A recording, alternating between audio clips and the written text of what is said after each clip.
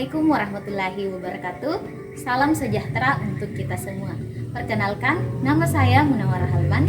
Saya adalah guru IPA di SMPN Satap Taparang, Kecamatan Kutar, Kabupaten Polewali Mandar, Provinsi Sulawesi Barat.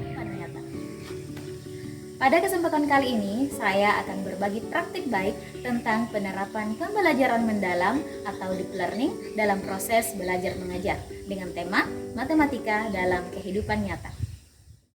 Deep learning atau pembelajaran mendalam merupakan sebuah pendekatan pembelajaran yang tidak hanya berfokus pada menghafal atau menguasai materi, tetapi lebih pada bagaimana murid benar-benar memahami, menyadari manfaat, dan menghubungkan ilmu dengan kehidupan sehari-hari.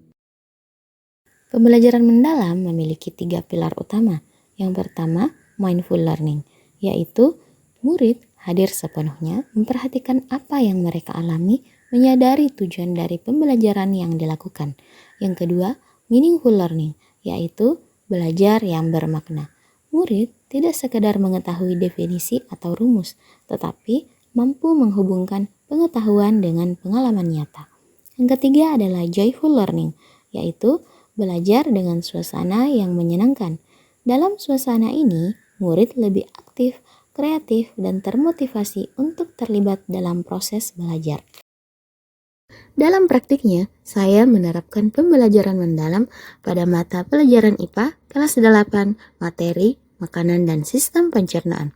Dengan tujuan pembelajaran yang harus tercapai adalah murid mampu menjelaskan pentingnya makanan bagi tubuh, menjelaskan tentang nutrien pada makanan, dan menghitung jumlah kalori yang ada pada makanan. Assalamualaikum warahmatullahi wabarakatuh. Suasana positif di awal kelas sangatlah penting. Karena itu, saya memulainya dengan salam, doa bersama, dan sapaan ramah. Kegiatan ini bukan sekadar rutinitas, tetapi bertujuan untuk menghadirkan ketenangan, membangun fokus, serta menumbuhkan rasa kebersamaan. Dengan doa, murid diajak menyadari bahwa belajar adalah bagian dari ikhtiar dan tanggung jawab mereka. Selain itu, saya mengajak murid untuk bernyanyi lagu 7 kebiasaan anak Indonesia hebat sebagai ice breaking. Tujuannya adalah menciptakan keceriaan, menumbuhkan semangat, dan mengingatkan murid akan pentingnya kebiasaan baik, termasuk makan makanan sehat dan bergizi.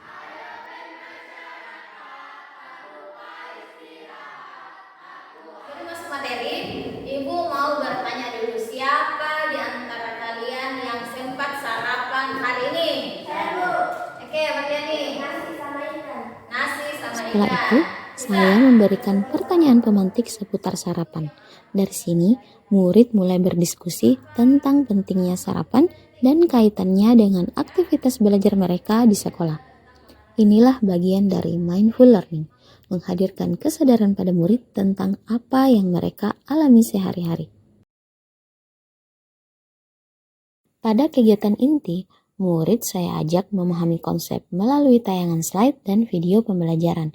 Mereka belajar tentang pentingnya asupan kalori dari makanan untuk melakukan aktivitas mereka sehari-hari, seperti belajar di sekolah, bermain, berolahraga, dan lain-lain. Mereka juga belajar tentang apa itu nutrien serta zat adiktif pada makanan. Kemudian diskusi interaktif dilakukan dengan pertanyaan kritis seperti mengapa kita harus memilih makanan sehat, apa dampaknya jika kita mengkonsumsi makanan sembarangan. Disinilah meaningful learning. Mereka menghubungkan teori dengan kehidupan nyata. Untuk mengaplikasikan konsep, murid bekerja dalam kelompok kecil. Saya membagi mereka menjadi 4 kelompok. Mereka mengerjakan LKPD dengan bahan sederhana, seperti gunting, lem, dan kartu makanan yang berisi gambar-gambar makanan. Tugas mereka adalah memilih beberapa gambar makanan yang seolah-olah akan mereka konsumsi hari ini, baik untuk sarapan, makan siang, dan makan malam. Setelah itu, mereka akan menghitung jumlah kalori yang mereka peroleh. Murid berdiskusi, saling melengkapi, dan berkreasi membuat mereka belajar dengan suasana positif dan gembira. Inilah yang disebut dengan joyful learning. Pada tahap refleksi, setiap kelompok mempresentasikan hasil diskusi mereka, sedangkan kelompok lain memperhatikan serta memberikan tanggapan, dan setiap kelompok yang tampil diberikan apresiasi. Setelah murid mempresentasikan hasil kerjanya, ada beberapa kelompok yang perhitungan kalorinya belum mencapai kebutuhan harian. Saat itu, saya mengajak mereka berpikir, jika kebutuhan kalori belum tercapai, apa yang harus dilakukan? Mereka pun berdiskusi dan menyimpulkan bahwa solusinya adalah menambahkan menu lain agar kebutuhan kalori terpenuhi. Inilah bagian penting dari refleksi. Murid tidak hanya menghitung angka, akan tetapi mereka juga menyadari maknanya. Mereka paham bahwa makanan bukan sekadar untuk kenyang, tetapi harus cukup dan seimbang untuk menunjang aktivitas mereka sehari-hari. Setelah itu, saya mengajak murid melakukan ice breaking singkat untuk menambah semangat mereka. Kemudian dilanjutkan dengan asesmen di akhir pembelajaran berupa kuis interaktif. Di akhir pembelajaran, saya menutup dengan menyimpulkan inti dari materi yang telah dipelajari. Pembahasan tentang makanan, kalori, nutrien, serta perhitungan kebutuhan energi tubuh tidak berhenti pada konsep, tetapi dikaitkan dengan aktivitas sehari-hari murid.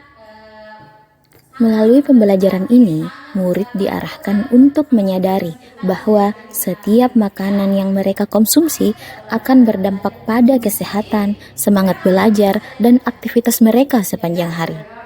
Ungkapan, "Kamu adalah apa yang kamu makan," kembali saya tegaskan sebagai pengingat bahwa pilihan makanan yang sehat dan bergizi adalah investasi bagi tubuh dan masa depan mereka. Penutup ini juga menjadi momentum untuk menumbuhkan kesadaran bahwa menjaga pola makan bukan hanya soal memenuhi rasa lapar, melainkan bagian dari kebiasaan baik yang harus ditanamkan sejak dini.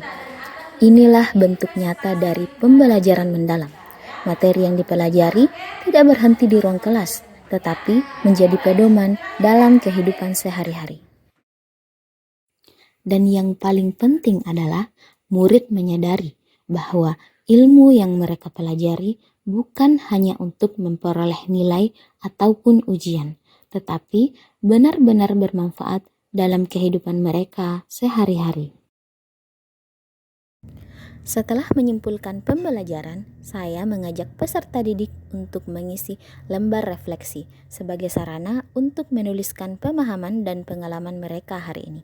Akhirnya, pembelajaran ditutup dengan doa bersama sebagai wujud rasa syukur dan harapan agar ilmu yang diperoleh bermanfaat dan dapat diamalkan. Sebelumnya, saya tidak tahu dan tidak memperhatikan jumlah kalori yang saya makan. Tapi setelah belajar hari ini, saya jadi tahu bahwa kita butuh kalori dalam jumlah tertentu. Belajar hari ini seru sekali, karena menghitung kalori makanan yang dibutuhkan ternyata mudah dan bisa dipraktekkan di rumah. Demikianlah praktik baik penerapan pembelajaran mendalam yang telah saya terapkan pada mata pelajaran IPA, materi, makanan, dan sistem pencernaan. Harapannya, melalui pendekatan ini, murid semakin termotivasi untuk terus belajar, menjadi pribadi yang sehat, sadar, dan bahagia dalam belajar. Semoga video ini bisa menjadi manfaat dan menginspirasi. Wassalamualaikum warahmatullahi wabarakatuh.